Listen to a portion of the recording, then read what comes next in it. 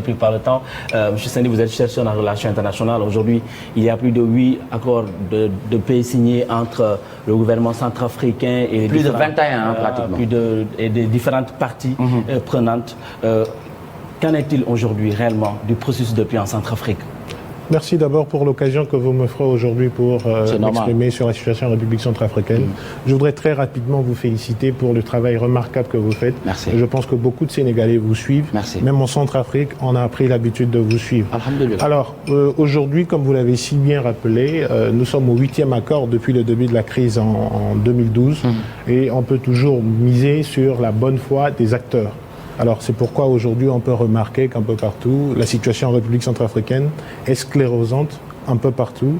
On voit qu'il y a 600 000 déplacés en interne et 75% de la population vivent toujours en dessous du seuil de pauvreté. On peut remarquer l'accord de paix qui a été signé le 6 février 2019 a suscité beaucoup d'espoir. Tout à fait. Mais la population, le peuple ne se retrouve pas encore dans cet accord. Et on peut le dire, il y avait plusieurs raisons pour lesquelles les partis prenantes... Et c'est dû à quoi? Politique ou confessionnel? C'est la bonne foi des acteurs politiques. Il n'y a jamais eu de crise confessionnelle en République centrafricaine.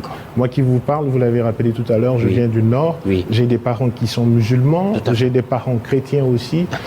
À aucun moment, un leader religieux a demandé à des fidèles d'aller attaquer d'autres croyants.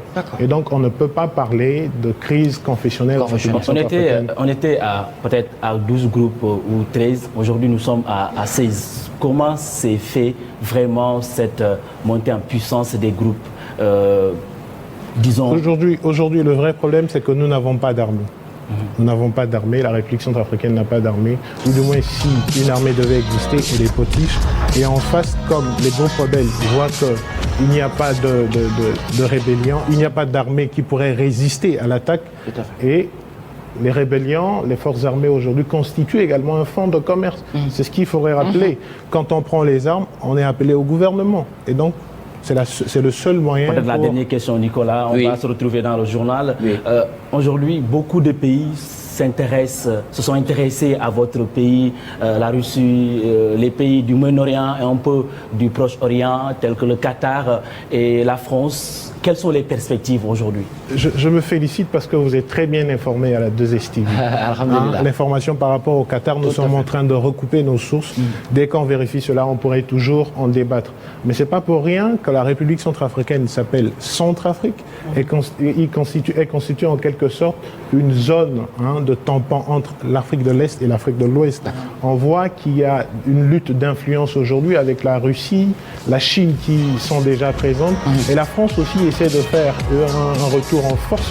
Les États-Unis qui sont là et qui observent, qui sont à l'Est, à Obo.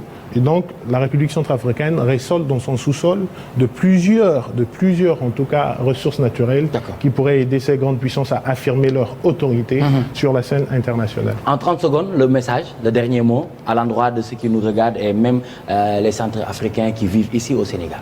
Je pense que l'Afrique est le continent d'avenir. Aujourd'hui, il ne faut pas se laisser décourager.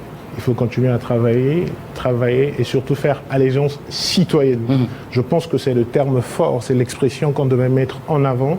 Si vous êtes sénégalais et que vous êtes mouride talibé ou vous êtes de l'APR ou de l'opposition, si vous n'êtes pas sénégalais, si vous n'avez pas une allégeance citoyenne forte, vous ne pourriez pas contribuer à l'édifice.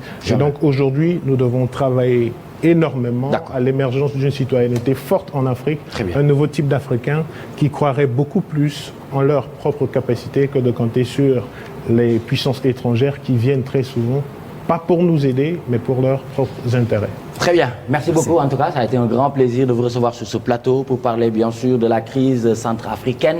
Et je pense que vous allez le prendre en journal. Oui, on aura l'occasion. Et si l'occasion se présente, on le prend jeudi prochain. Et ça doit pouvoir se faire. Ça sera avec plaisir. Voilà, ça va se faire jeudi prochain, Inch'Allah. Merci beaucoup, M. Komdevi Sendé, chercheur en relations internationales, donc Ganou Apo Mendy. Merci beaucoup à Djibril Wele, porte-parole du STAP, Ligue sénégalaise contre le tabac mu nekkoon ganu Moussa Sène ci wàllum santé ñu doon waxtaane lépp lu jëm ci wàllum cigarette bi nga xamante ne ñu ngi koy xeex fii ci mim réew muy la loi anti-tabac et la nouvelle mission au Sénégal. Valérie merci beaucoup pour téléachat rendez-vous demain inchallah nga gën a jaay mu gën a ko mu gën a dagan ku ba gisee ñu ngi lay gërëm di la sant bu baax rendez-vous jeudi nga ñëwaat ci dépigmentation indi waatal ñu même cocktail bii nii pour jox ko ñi nga xamante ne seen der yàqu na pour ñu jiwaat ko kon boog mbokk yi ñu ngi leen di sant di leen gërëm bu baax a baax di def mention spéciale à tous les techniciens de la 2S TV sama nijaay sama papa muy taal ngol léegi di ngeen ànd ak moom inchallah ndax continuité la moom bu fa jógee ñu indi suñu yaay Mbayang ci émission kër gi ndax noonu lañ koy defee ñu ngi leen di jaajëfal